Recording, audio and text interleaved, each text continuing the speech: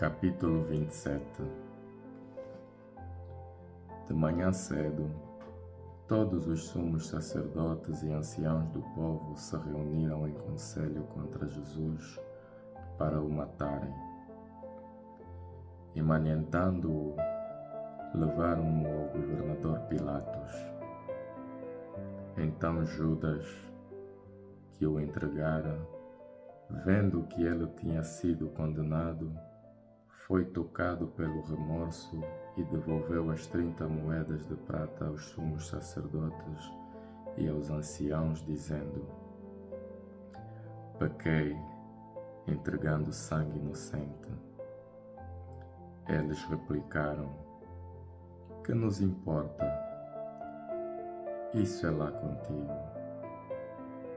Atirando as moedas para o santuário, ele saiu e foi enforcar-se.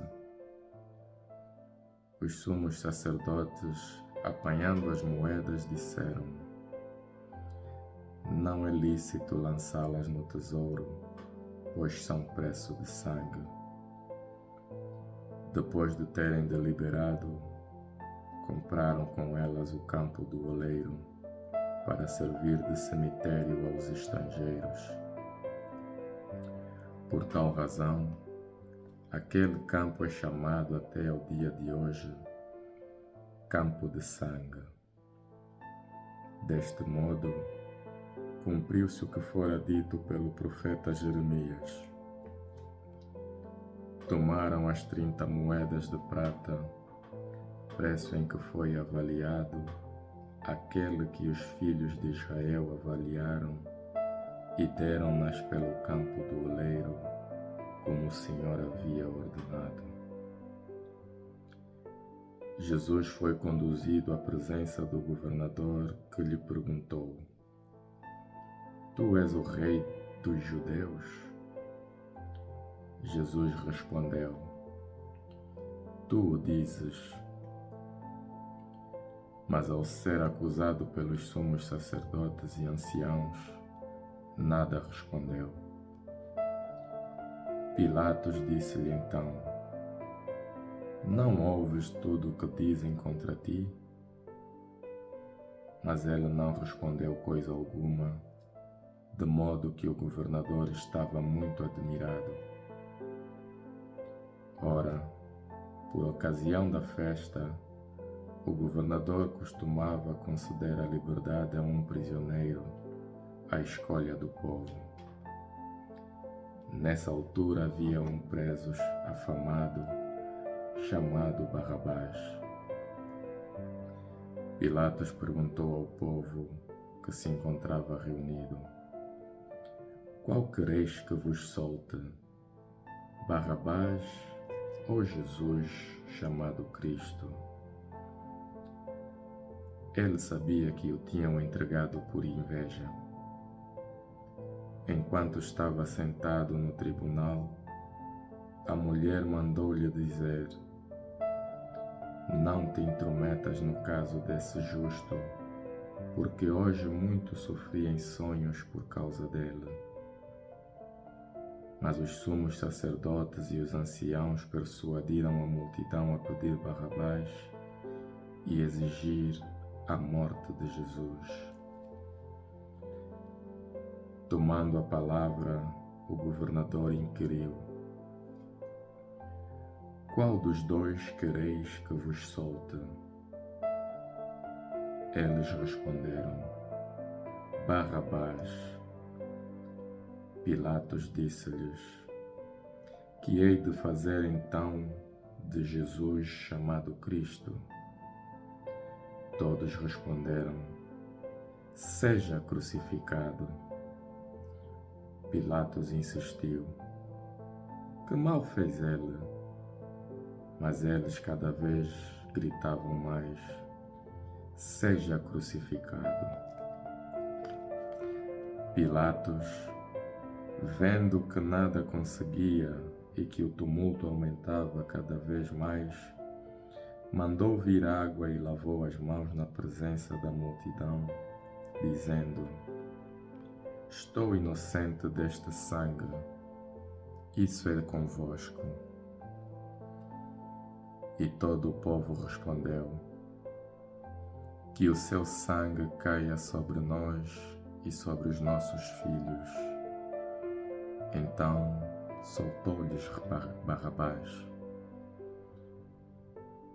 Quanto a Jesus, depois de o mandar flagelar, entregou-o para ser crucificado.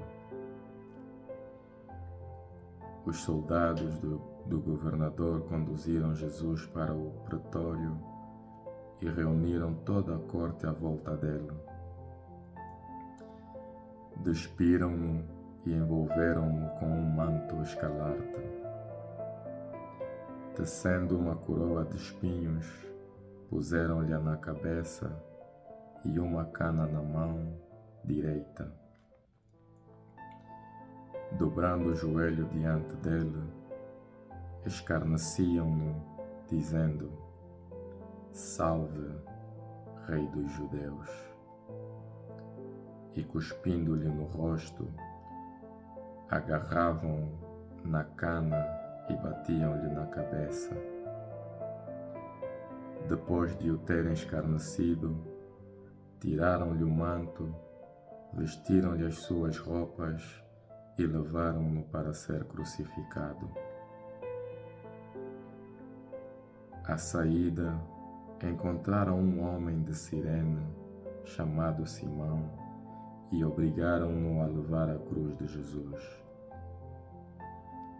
Quando chegaram a um lugar chamado Gólgota, isto é, lugar do crânio, deram-lhe a beber vinho misturado com fel, mas ele, provando-o, não quis beber. Depois de o terem crucificado, repartiram entre si as suas vestes, tirando-as à sorte. Ficaram ali sentados a guardá-lo. Por cima da sua cabeça, colocaram um escrito indicando a causa da sua condenação. Este é Jesus, o Rei dos Judeus. Com ele foram crucificados 2 salteadores, um à direita e outro à esquerda. Os que passavam injuriavam-no, meneando a cabeça e dizendo: Tu que destruías o templo e o reedificavas em 3 dias, salva-te a ti mesmo. Se és filho de Deus, desce da cruz.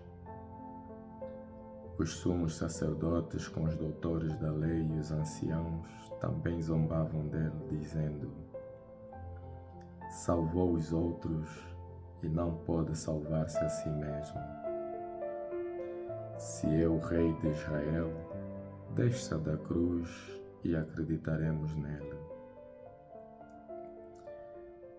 Confiou em Deus, ele que o livre agora, se o ama, pois disse: Eu sou filho de Deus. Até os salteadores que estavam crucificados com ele o insultavam. Desde o meio-dia até as 3 horas da tarde, as trevas envolveram toda a terra. Cerca das 3 horas da tarde, Jesus chamou com voz alta: Eli, Eli, lema sabachthani, isto é, meu Deus, por que me abandonaste?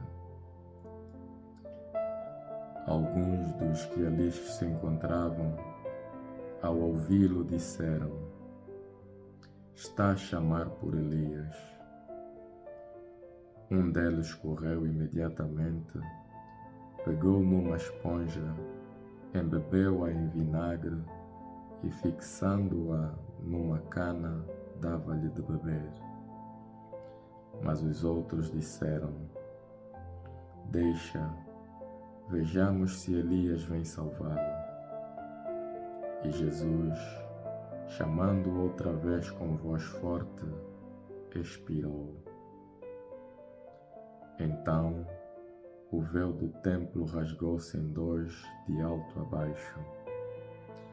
A terra tremeu e as rochas fenderam-se. Abriram-se os túmulos e muitos corpos de santos que estavam mortos ressuscitaram. E saindo dos túmulos depois da ressurreição de Jesus, entraram na cidade santa e apareceram a muitos. O centurião e os que com ele guardavam Jesus, vendo o tremor de terra e o que estava a acontecer, ficaram apavorados e disseram: Este era verdadeiramente o Filho de Deus. Estavam ali a observar de longe muitas mulheres que tinham seguido Jesus desde a Galileia e o serviram. Entre elas estavam Maria de Magdala, Maria, mãe de Tiago e de José, e a mãe dos filhos de Zebedeu. Ao cair da tarde, veio um homem rico de Arimateia, chamado José, que também se tornara discípulo de Jesus.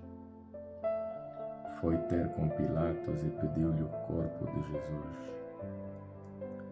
Pilatos ordenou que lhe o entregassem.